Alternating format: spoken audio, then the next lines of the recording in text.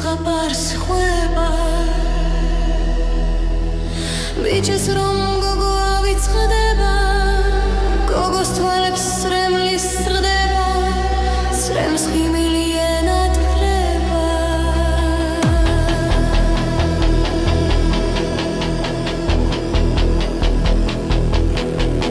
ხიმილი კი ბიჭთა რჩება ვერ გაიგებს ადრე რა ხდება ბიჭის ზღვაზე გაგიჟდება ის ხოცებ მიატოვებს მასზე გულიც არ დასდება გოგოს პიცა კორიანტელს ბიჭის სახე ელანდება და ღამდება